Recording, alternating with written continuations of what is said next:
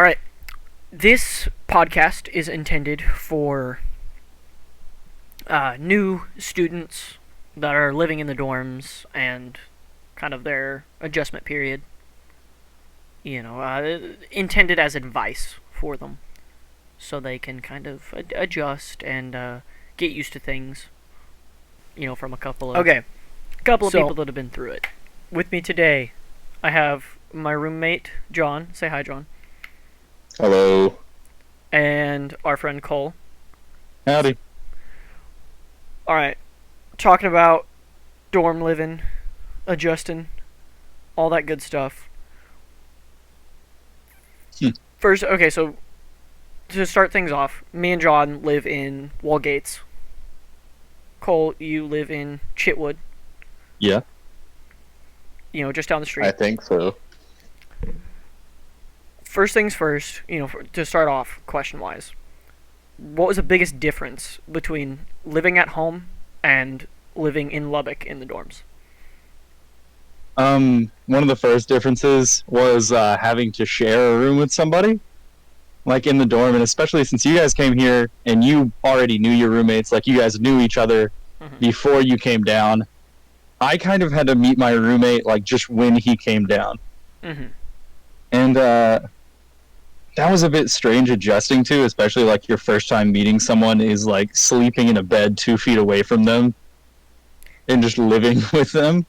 It was a bit odd. Me and him got along pretty well, but it still was a bit strange because I could tell we were both trying to kind of figure out what the other person was like, trying to like establish if we would get along or not. And in the end, we ended up getting along great, but it took us like 2 months because both of us kind of like a lot of times would put off trying to get to know each other better in favor of turning on like the TV or the Xbox and not talking.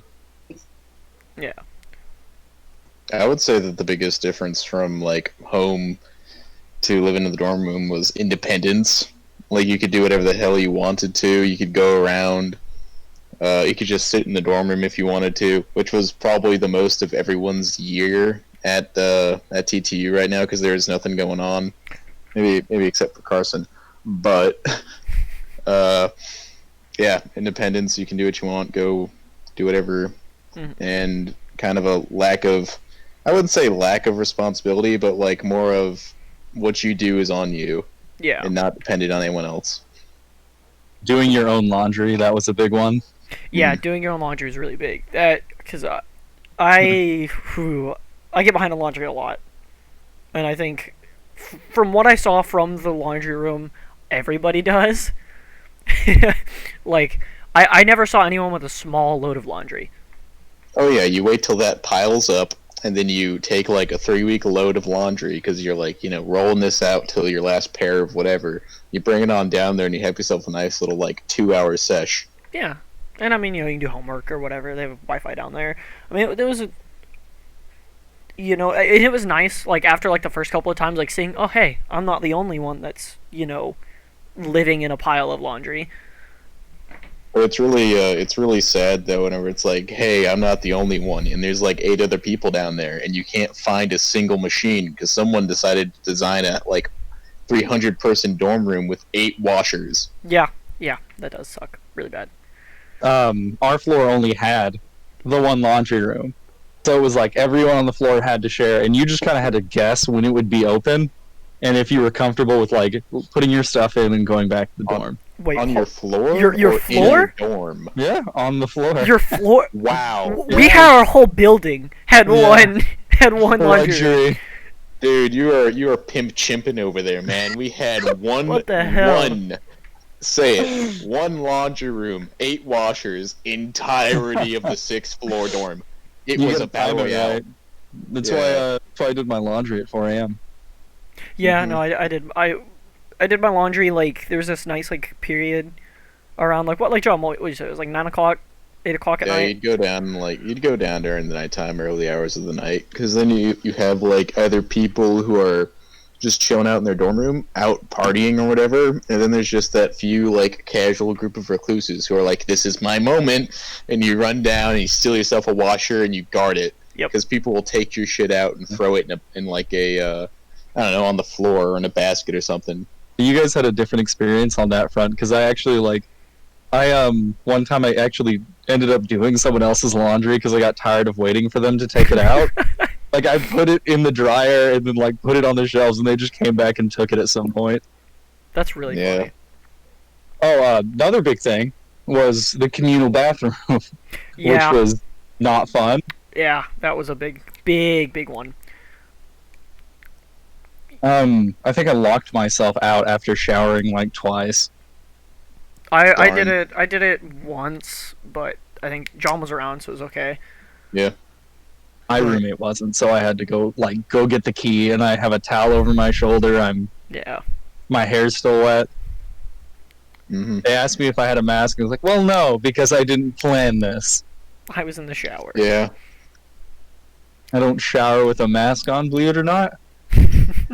There's No, also like times where you know when the best time to use the bathroom is. I would shoot for like 12 o'clock because they finish cleaning them. Like they start cleaning them at 11, then they get done like around that time. Mm-hmm. So if you want to like use the bathroom, you'd go then, and you'd try not to till the next day cycles over, because the bathrooms would just get absolutely hammered on by some people. Oh no, who just like don't care and think it's funny to like shove fecal matter on the wall or something crazy like that.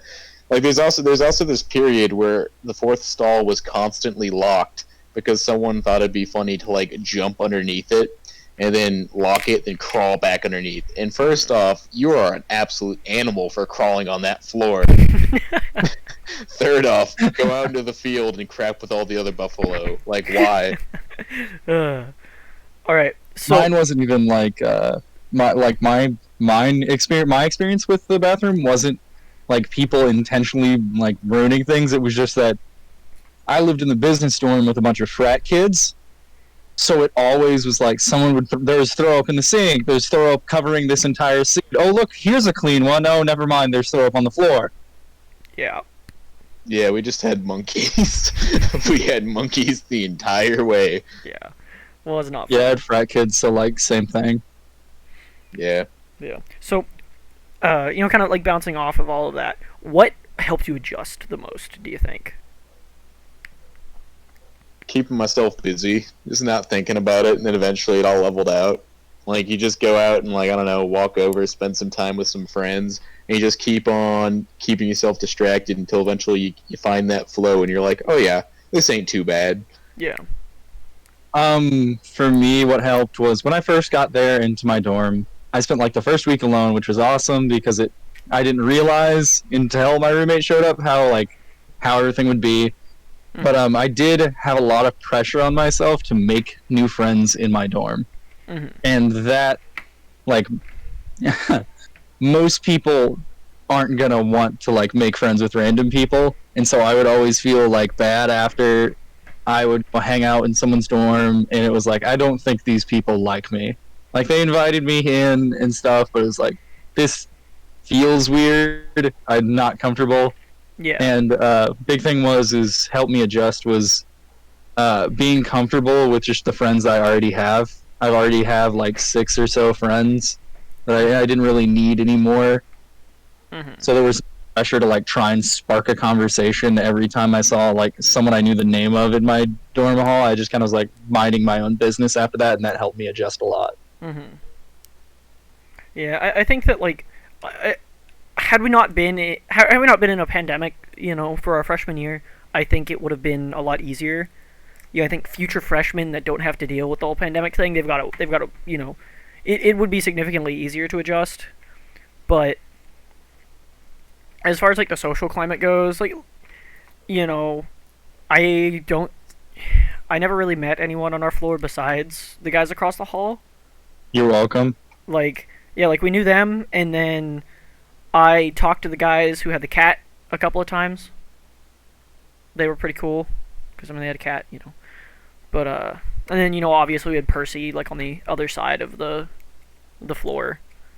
And you had Brenton. Yeah, and we had Brenton, But I think that, like, a good way to meet friends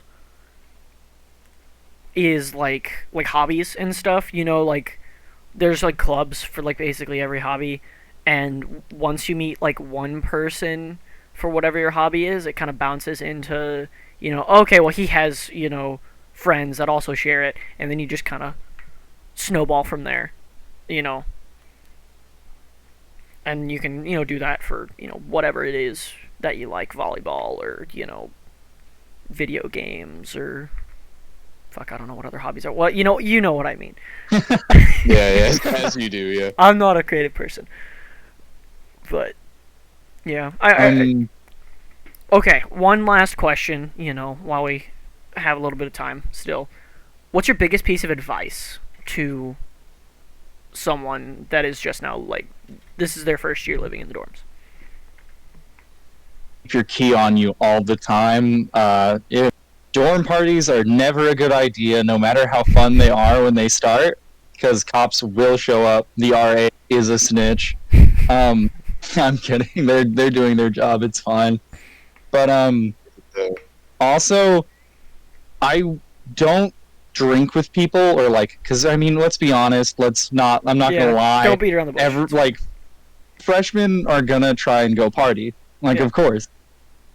If you're a girl, don't hang around a lot of like guys you just met and go party with them, because like people you just met can be get super sketchy at parties. Mm-hmm. And they, like, if you just met them and you drank too much, you will get left behind. Yeah.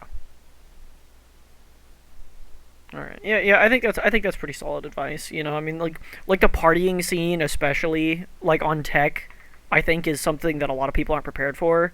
And that's what Rise, is there for, kind of educate these people about drinking and sex and all that kind of stuff that had like no green around the gills with it. And I would say, or they could be coming here for the 11 years straight that we want to meet judging contest. True. But probably not. I would say more on the academic standpoint of things. Get your shit figured out.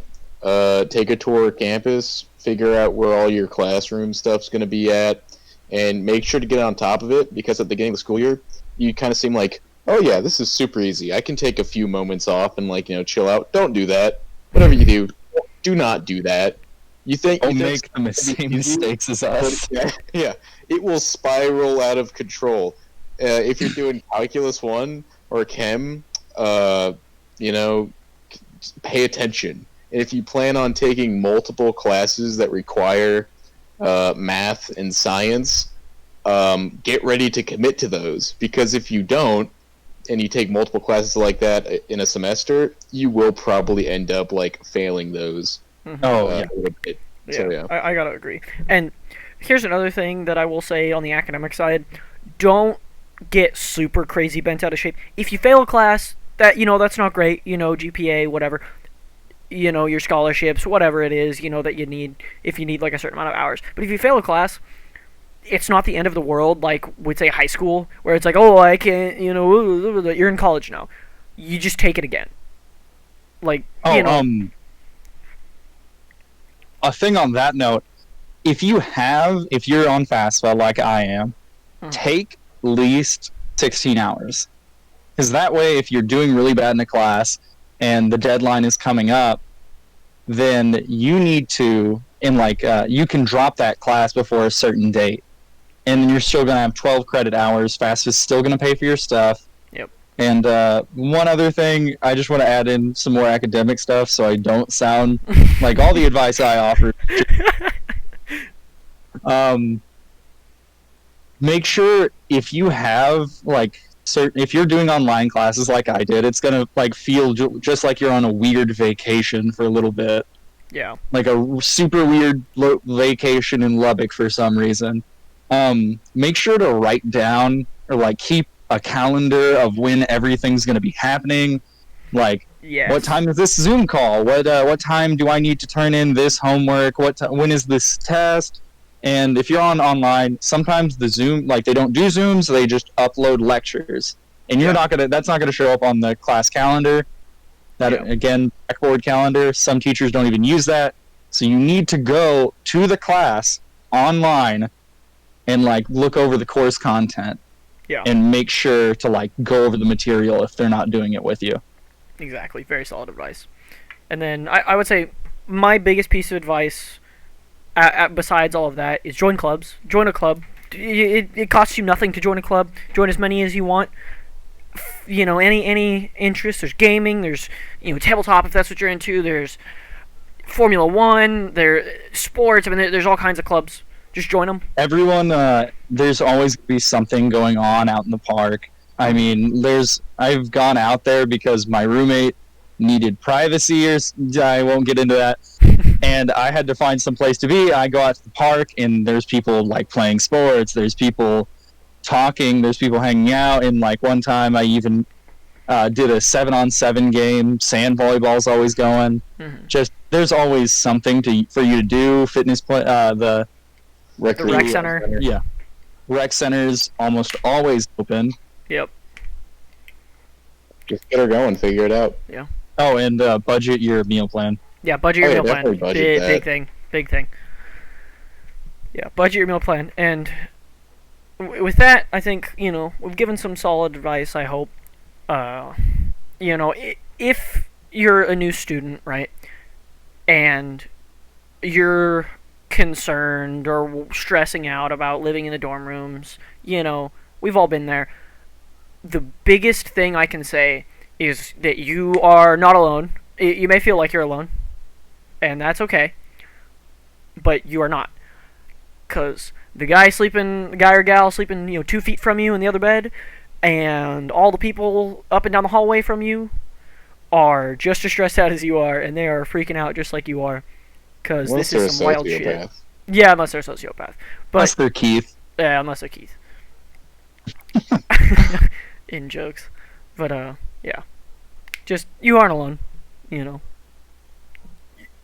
You've got really good odds of meeting a lot of great people in college, and things are gonna work out and be awesome. So, yeah. If you do find people that you aren't a fan of, you can almost always avoid them. It is hard. Like, Lubbock is a big town. If you don't want to see someone, like, all you have to do is not text them and say where you're gonna be. Yeah. Like, you don't see anyone unless you want to. Exactly. Very big campus. We've got a ton of students here. There's gonna be people you can get along with, and you can get away from. Yeah. Certain people you don't want to be around. Exactly. So yeah, with all of that advice, I think we can call it here. Ran a little bit long, but that's okay. I hope. Anyways. You can chop that down. Yeah. We will see you next time.